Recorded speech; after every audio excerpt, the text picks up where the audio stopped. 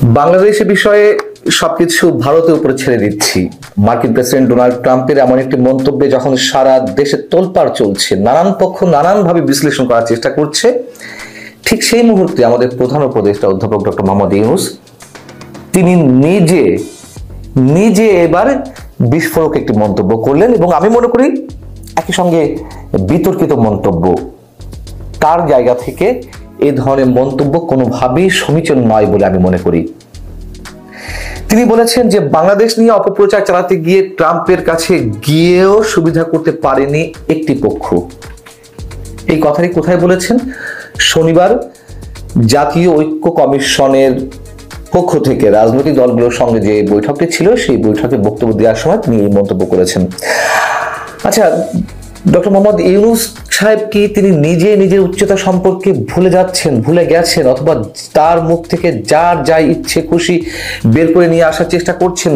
অনেকেই তার সরকারের মধ্যে যারা রয়েছে, তার আশেপাশে যারা রয়েছেন, তার মুখ থেকে তো আমরা এই ধরনের মন্তব্য আশা করি না, যদিও এর আগে তিনি নানান ধরনের বিতর্কিত মন্তব্য করে যাচ্ছেন। মানে অনেকে বলেন সহজ সরল মন্তব্য করছেন, আমার কাছে সেগুলো সহজ সরল মন্তব্য নয়, একটু অন্য ধরনের মনে হয়। যাই হোক, এখন এই যে বললেন যে একটি পক্ষ ডোনাল্ড ট্রাম্পের কাছে নালিশ করতে গিয়েছিলেন, এই একটি পক্ষ কে? নিশ্চয়ই তিনি শেখ হাসিনাকে মিন করেননি। শেখ হাসিনা যদি পলিটিক্যাল অ্যাসাইলাম নিয়ে যুক্তরাষ্ট্রে থাকতেন, কোনো একভাবে সে দেশের প্রেসিডেন্টের সঙ্গে দেখা করে বাংলাদেশ সরকারের বিরুদ্ধে নালিশ করছেন, বা আওয়ামী লীগের পক্ষ থেকে কেউ গিয়ে নালিশ করছেন, সেক্ষেত্রেও কি তিনি এই ধরনের মন্তব্য করতে পারতেন তার জায়গা থেকে? তর্কের খাতিরে ধরে নিলাম যে সেক্ষেত্রে হয়তো তিনি করতে পারতেন। তার কারণ এর আগে আমরা দেখেছি সাবেক প্রধানমন্ত্রী শেখ হাসিনা তিনি তো যা মুখে আসতেন বলে ফেলতেন, যার সম্পর্কে যেমন ইচ্ছে মন্তব্য তিনি করে ফেলতেন, যেগুলো বাংলাদেশের মানুষ কখনোই ভালোভাবে নেয়নি। যে কথাগুলো আওয়ামী লীগের দ্বিতীয় শ্রেণী, তৃতীয় শ্রেণীর বা তৃতীয় সারির রাজনৈতিক নেতাদের মন্তব্য করার কথা বা করলেও আমরা মেনে নিতাম, সেই কথাগুলো তিনি সবসময় প্রধানমন্ত্রীর আসনে বসে করেছেন। এখন আমরা দেখছি ডক্টর মোহাম্মদ ইউনূস সেই কথাগুলো বলছেন। এই মন্তব্যটি, ডোনাল্ড ট্রাম্পের এই মন্তব্যটি বা এই কথাটি কোথা থেকে এসেছে? যুক্তরাষ্ট্র এবং ভারতের মতন দুই রাষ্ট্রের দ্বিপাক্ষিক বৈঠক সংক্রান্ত সংবাদ সম্মেলনেই তো ডোনাল্ড ট্রাম্প এই কথা বলেছেন। এবং এটা সত্য যে ভারতের প্রধানমন্ত্রী নরেন্দ্র মোদী তিনি তো তার জায়গা থেকে নানান বিষয় উত্থাপন করবেন তাদের স্বার্থ সংশ্লিষ্ট বিষয়ে, তো সেই জায়গাতে অবশ্যই খুব স্বাভাবিকভাবে বাংলাদেশের প্রসঙ্গটি আসবে। আমি নরেন্দ্র মোদীকে কোনো অবস্থাতেই সমর্থন করছি না, কিন্তু আমি বলছি সবকিছু ডেকোরাম সম্পর্কে। তো এই একটি পক্ষ তাহলে ভারত, তিনি ভারতকে মিন করেই বলেছেন। আমরা শুক্রবার ট্রাম্পের এই বক্তব্যকে কেন্দ্র করে আইন উপদেষ্টা অধ্যাপক ডক্টর আসিফ নজরুলের ফেসবুকে একটি স্ট্যাটাস দেখলাম, যদিও সেটা আরেকজনে তিনি শেয়ার করেছেন, তিনি সহমত পোষণ করেছেন, বিধায়িত্ব শেয়ার করেছেন। সেটি নিয়েও নানান ধরনের সমালোচনা হচ্ছিল যে কেন সরকারের পক্ষ থেকে এই ধরনের মন্তব্য করতে হবে। সবচেয়ে বড় কথা হচ্ছে, যেটুকু মানুষ বিশ্লেষণ করছেন, যেই পক্ষ, যে নরেন্দ্র মোদী আসলে ডোনাল্ড ট্রাম্পের কাছ থেকে যা কিছু আশা করেছিলেন বিভিন্ন ক্ষেত্রে বাংলাদেশের বিষয়ে, সেক্ষেত্রে তিনি আশাহত হয়েছেন। এগুলো এক পক্ষের বিশ্লেষণ। আবার আরেক পক্ষ বলছে যে না, ভারত যা চেয়েছে হয়তো ডোনাল্ড ট্রাম্পকে কনভিন্স করতে পেরেছে। যেটি হোক না কেন, এই যে দুই পক্ষের মধ্যে বৈঠক, সেই বৈঠকে যদি মনে হয় যে ভারতের কথা ট্রাম্প গেলেনি, তার সমর্থন আদায় করতে পারেনি বাংলাদেশের বিরুদ্ধে এমন কিছু, তাহলে কি আমরা খুশিতে গদগদ হয়ে এ ধরনের মন্তব্য করব? অন্তত ডক্টর মোহাম্মদ ইউনূসের আসন থেকে, প্রধান উপদেষ্টার পদ থেকে। এর মানে কি দাঁড়ায়? মানেটি এরকম যে এখনো আমরা যুক্তরাষ্ট্রের দিকে তাকিয়ে আছি, যুক্তরাষ্ট্র ভারতের কথা শোনেনি বিধায় আমরা বিশাল আকারে বেঁচে গেলাম। ডক্টর মোহাম্মদ ইউনূস সরকার যুক্তরাষ্ট্রের ভয়ে অতিষ্ঠ ছিল, সন্ত্রস্ত ছিল। যুক্তরাষ্ট্র যদি বেঁকে বসে তাহলে বর্তমান সরকারের অনেক কিছু ঘুরে যেতে পারে। এরকম বিষয় থাকতে পারে, আমাদের মধ্যে, আমাদের সাধারণ মানুষের মধ্যে আলোচনা চলতে পারে, কিন্তু সেইগুলো কেন এভাবে এক্সপোজ করা হবে তার জায়গা থেকে? এবং এই ধরনের কথা বলার সঙ্গে সঙ্গে সাধারণ মানুষের যে আশঙ্কা যে যুক্তরাষ্ট্র যা চাইবে তাই হবে, অথবা ভারত যা চাইবে তাই হবে, সেইগুলো কি প্রতিষ্ঠিত করার চেষ্টা চলছে? তিনি ইলন মাস্কের সঙ্গে কথা বলেছেন ভিডিও কনফারেন্সের মাধ্যমে, বাংলাদেশে বিনিয়োগ করবে। এটি মনে করার কোনো কারণ নেই যে ইলন মাস্ক বাংলাদেশে বিনিয়োগ করবে আর এটির মধ্য দিয়ে ট্রাম্পের করার সমর্থনটি বর্তমান সরকার পেয়ে গেল। কোনো কারণ নেই, তারা ব্যবসার জায়গা থেকে ব্যবসা করবে, খুব স্বাভাবিক। তাদের তো আরো নানান এজেন্ডা রয়েছে। ডক্টর মোহাম্মদ ইউনূস বলছেন ওই বক্তব্যে, অতীতে দেশকে একটা তামাশায় পরিণত করা হয়েছিল, আইন বলে কিছু ছিল না, যারা আত্মত্যাগ করেছে তারা আমাদের একটা নতুন বাংলাদেশের জন্য প্রস্তুত হওয়ার দায়িত্ব দিয়ে গেছে। খুব ভালো কথা, অতীতে দেশকে একটা তামাশায় পরিণত করা হয়েছিল। হ্যাঁ, অবশ্যই তামাশায় পরিণত করা হয়েছিল, আওয়ামী লীগ যা ইচ্ছে তাই করছিল, বিভিন্ন ক্ষেত্রে এমন এমন কাজ করা হচ্ছিল যে সার্কাস খেলা দেখানো হচ্ছিল, এরকম তো মানুষের মুখে মুখে রটেছিল। কিন্তু মাত্র 6 মাসে কি মানুষ এখন সেগুলো বলছে না? তামাশা কি চলছে না? ঘুষ দুর্নীতি কি সেভাবে বন্ধ হয়েছে? হেলিকপ্টার বিলাসিতা কোন কোন উপদেষ্টা আমরা দেখতে পাচ্ছি হেলিকপ্টার ছাড়া চলতে পারেন না। অন্তত এই তামাশা তো এর আগে দেখা যায়নি, সেটা তো আমরা দেখছি। বিচার বহির্ভূত হত্যা কি হচ্ছে না? শুরু হয়নি। এবং আইন শৃঙ্খলা রক্ষার নামে যে অপারেশন ডেভিল হান্ট শুরু হয়েছে, সেটি কি তামাশায় পরিণত হয়নি? নিরীহ মানুষজনের কি আটক হচ্ছে না? অথবা শুধুমাত্র একটি দলকে টার্গেট করে এই অপারেশন পরিচালিত হচ্ছে না? এই অপারেশন চলাকালীন সময়ে আমরা দেখছি যে পুলিশকে চেক করছে কোন একটি পক্ষ, যেখানে পুলিশ অপরাধীদের চেক করবে, বডি সার্চ করবে, সেখানে পুলিশের বডি চেক করা হচ্ছে। মায়ের বুক থেকে সন্তানকে কেড়ে নেওয়া হচ্ছে, তুলে নেওয়া হচ্ছে, পুলিশ নির্বাক দাঁড়িয়ে আছে। এইসব দৃশ্য কি আমাদেরকে দেখতে হচ্ছে না? ইতিহাস ঐতিহ্য মুছে দেওয়া হচ্ছে, বুলডোজার সন্ত্রাস করা হচ্ছে, পাকিস্তানি এজেন্টদের মাধ্যমে বুলডোজার সন্ত্রাস করা হচ্ছে, সরকার থামাতে পারছে না। এটি কি তামাশা নয়?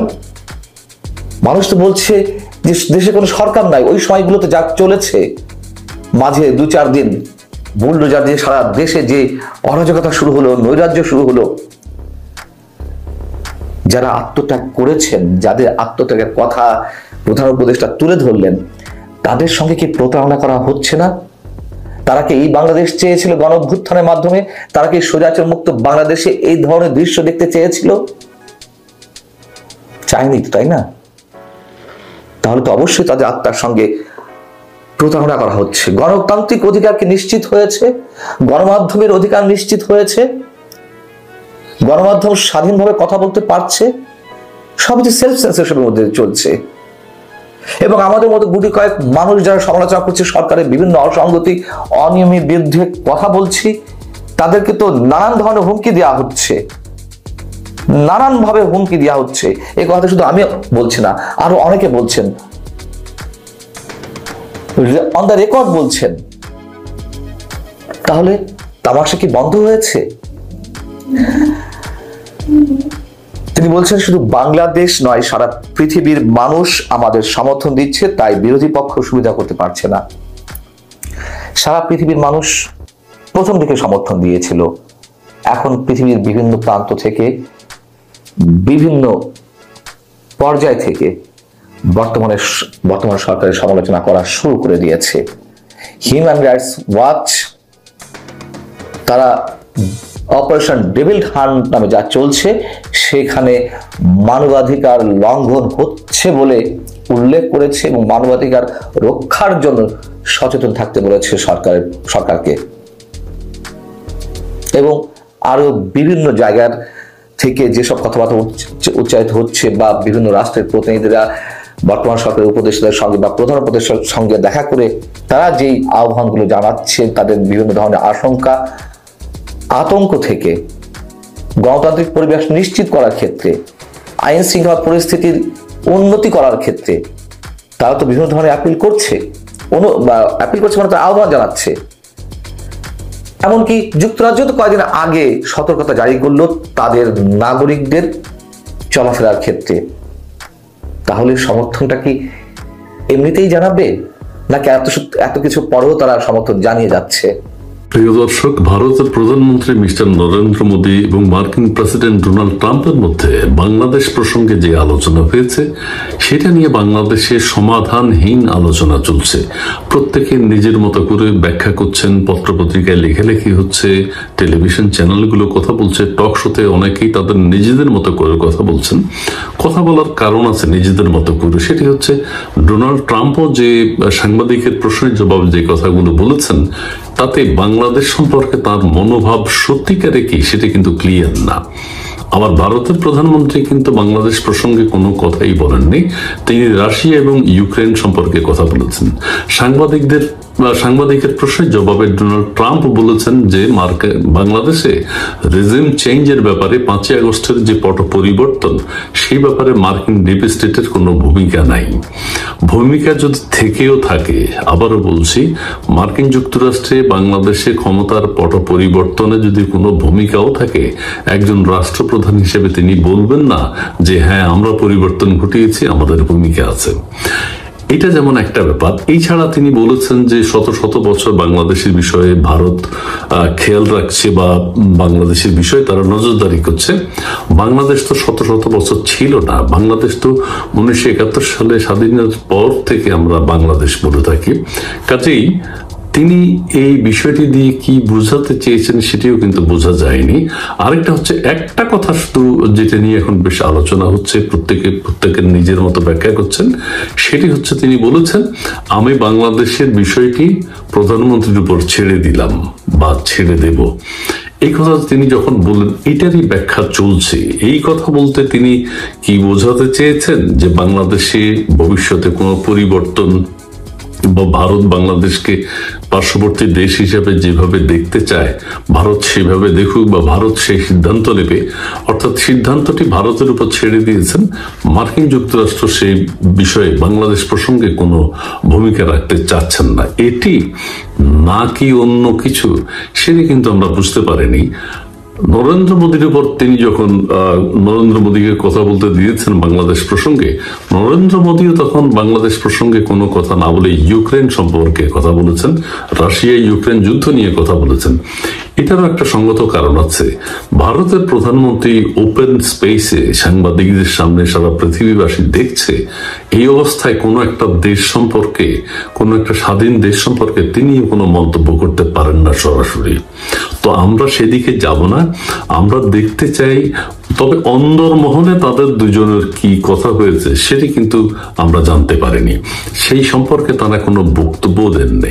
তবে ভারতের পক্ষ থেকে ভারতের পররাষ্ট্র সচিব একটা কথা বলেছেন, সেটা হচ্ছে যে বাংলাদেশ বিষয়ে ভারতের উদ্বেগের কথা নরেন্দ্র মোদী ডোনাল্ড ট্রাম্পকে জানিয়েছেন। এইটা কিন্তু স্পেসিফিকলি ভারতের পররাষ্ট্র সচিব যিনি আছেন তিনি কিন্তু সাংবাদিক সম্মেলনে বলেছেন। কাজেই একটা কথা আমরা নির্দ্বিধায় বলতে পারি, সন্দেহাতীত ভাবে বলতে পারি, সেটি হচ্ছে বাংলাদেশ বিষয়ে ভারত ডোনাল্ড ট্রাম্পের সাথে কথা বলেছেন, নরেন্দ্র মোদী ট্রাম্পের সাথে কথা বলেছেন এবং তাদের